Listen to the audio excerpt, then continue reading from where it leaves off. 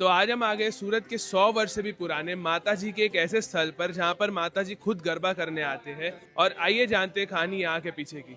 માતાજીનું ચાચડી માતા નામ છે. વર્ષો પહેલા આ જગ્યાએ એક પથ્થર નીકળતો હતો ચાચડી માતાનો. આમ જમીનથી ઉપર આવે. સવારે 7 વાગે અમે મૂર્તિની સ્થાપના કરીએ અને આ માંડવી છે એ માંડવી પર અમારી વર્ષોથી જ રહે છે આ પ્રમાણે. આઠમ નોમ ને દસમ 3 દિવસ અમે આ રાખ્યા. લોકો માનતા માને છે, એ માનતા માનીને એ લોકોના કામ પૂર્ણ થાય છે. હા, એ પછી બીજે વર્ષે પણ આવીને એ લોકો માનતા બધા મૂકી જાય.